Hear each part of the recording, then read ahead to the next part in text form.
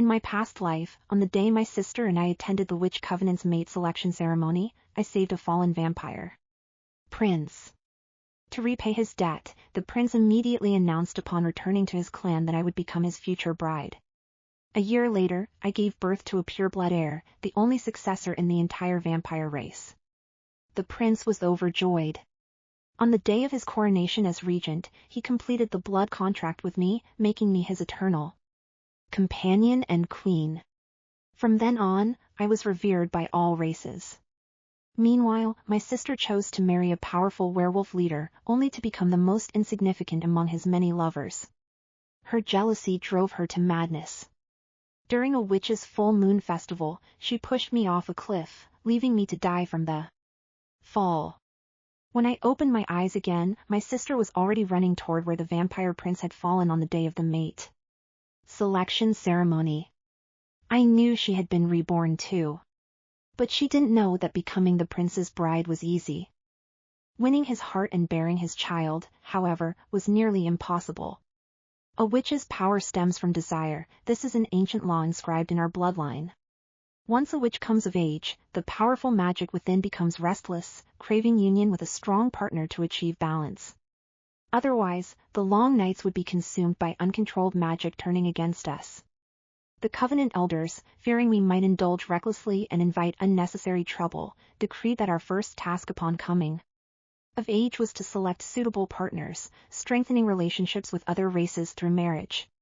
Today we had just arrived at the altar, not yet having time to properly observe the various males before us.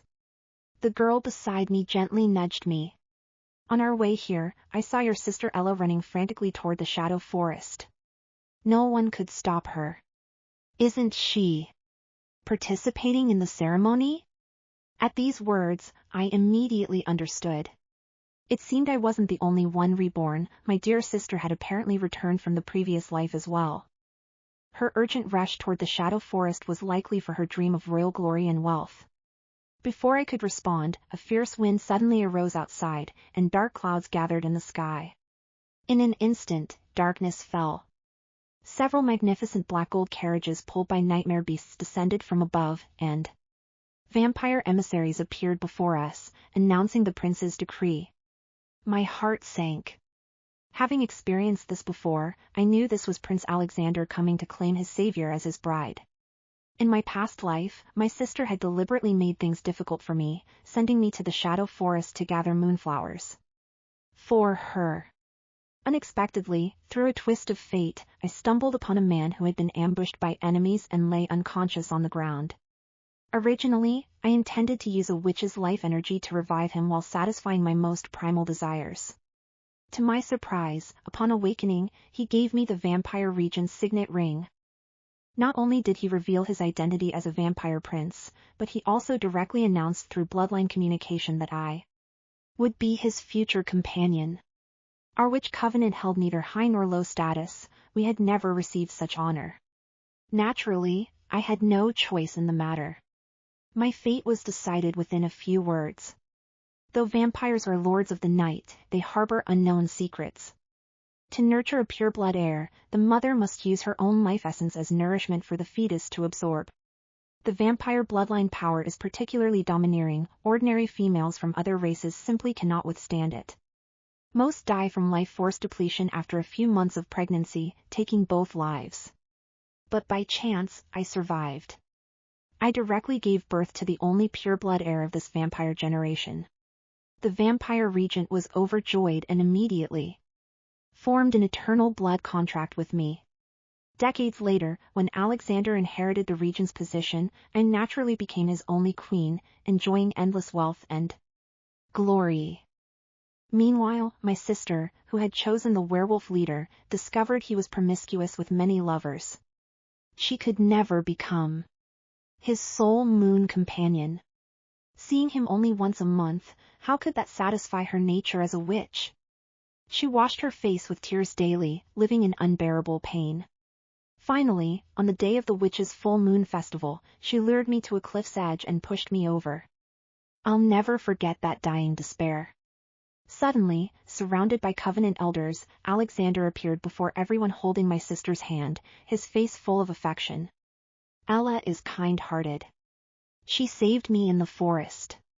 From now on, she is my chosen bride. Following protocol, I knelt down. My sister looked down at the crowd with barely concealed triumph. However, where she couldn't see, the corners of my mouth curved slightly upward. Dear sister, since you're so eager to die, I suppose I'll have to grant your wish.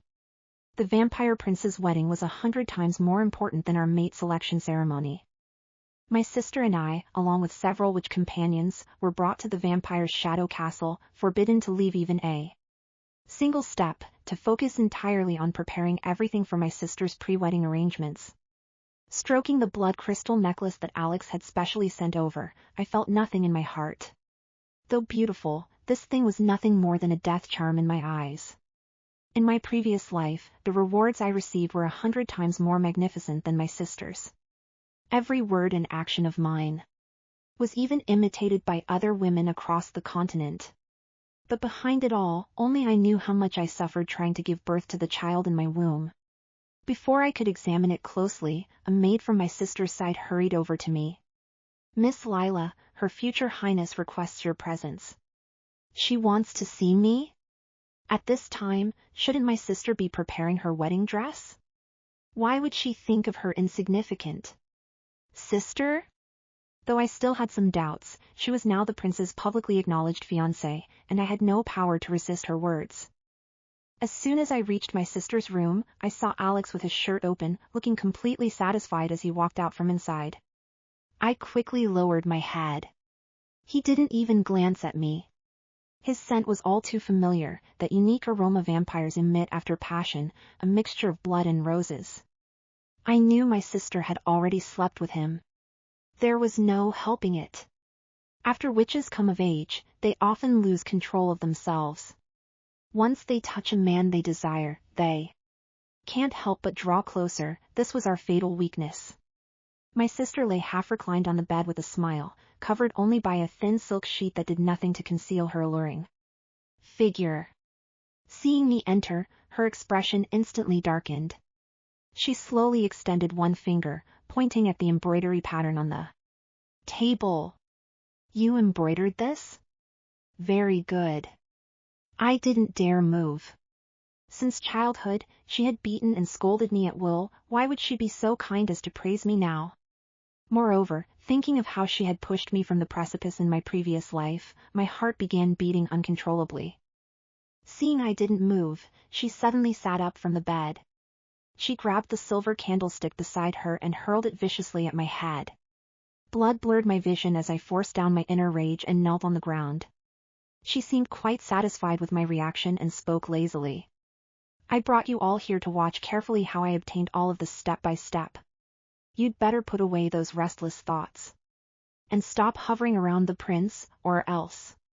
I looked up to meet my sister's gaze. As you wish, Your Highness. She was momentarily shocked by the calmness in my eyes, then walked over and grabbed my hair. Lila, do you think I don't know that you've been reborn too? Hearing the word reborn, a flash of darkness crossed my eyes. She snorted coldly and threw the embroidery pattern in my face. You grew up in the witch's forest. How could you embroider the blood rose emblem that only the vampire queen can use? You still dare to lie to me. I sighed softly and stood up from the ground, supporting my forehead. Sister, I never wanted to compete with you, and I absolutely won't appear before the prince. But she just laughed mockingly, her fingers caressing my face. Do you think I would lose to an ugly girl like you? Even if you wanted to compete, you couldn't beat me. I fell silent. Some things I didn't fight for because I wanted to live longer. Only fools would obsess over such beautiful poison. The Blood Clan truly lived up to their reputation as distinguished ancient nobility. Even a simple engagement ceremony was conducted with such grandeur. Not only did many mysterious supernatural beings attend the ceremony, but they also brought numerous treasures as gifts, showing tremendous respect for their dignity. My sister appeared in a bright red wedding dress, her face flushed as she held Alex's hand, making her entrance under everyone's expectant gaze. She had finally achieved the position she'd always dreamed of, and her happiness was written all over her face. When she saw me, she even tilted her head provocatively and silently mouthed 2 words, useless. Well, I am useless. But she was about to step into hell. I wondered who was more pitiful. Her smile didn't last long, though. Alex pressed a goblet into her hands. Drink this, and our engagement will be officially sealed under the witness of all the elders. My sister eagerly took it, ready to drain it in one gulp, when a sharp metallic scent wafted from the cup. She turned pale with shock and instinctively threw the goblet away. Why is there holy silver powder in this wine? Holy silver was the bane of our witch magic. Even grand wizards who had practiced for 1,000 years couldn't withstand the power of a cup of holy silver wine. One sip wouldn't kill you, but it would temporarily dispel your magic and leave you bedridden. 4 months in agony. In my previous life, I faced the same situation, but I never thought to refuse. I knew my life was worthless compared to the Blood Clan's reputation. If I embarrassed Alex in front of everyone, our relationship would forever remain purely transactional. I forced myself to drink it, and throughout the entire ceremony, my head was spinning. But he didn't care about my feelings at all. After all, in his eyes, I was just a tool for repaying debts and bearing offspring. Who cares about a tool's emotions? But my sister clearly didn't understand the situation. She pouted and threw herself into Alex's arms, acting coquettish. I don't want to drink this. She didn't notice that Alex's expression had darkened. Given all the guests present, he still tried to coax her patiently. Ella, this is an ancient Blood Clan tradition. Don't be willful in front of so many people. Logically, when the noble Blood Prince himself said this, my sister should have backed down. But as if oblivious to the approaching danger, she continued to refuse. I hate this stupid tradition. We witches despise holy silver the most. I never want to see it again. This statement completely enraged the Blood Clan elders present. They viewed drinking their partner's bane as a symbol of loyalty and conquest. My sister's words were tantamount to slapping them in the face. Sure enough, several Blood Clan nobles began quietly complaining that the bride didn't know proper etiquette, even questioning Alex's judgment. When these murmurs reached Alex's ears, his patience was completely exhausted, and his voice carried icy fury. I'll say this one more time, drink it. My sister was terrified, never expecting him to treat her this way. She quickly picked up the holy silver wine and drained it in one gulp. But it was too late, everyone's mood had already been ruined.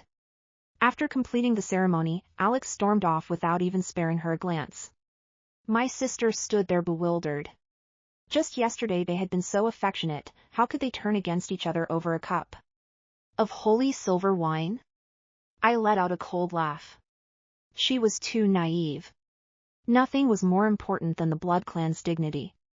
A bride meant to be decorative actually thought she could influence the prince's will. This was just the beginning, her good days were yet to come.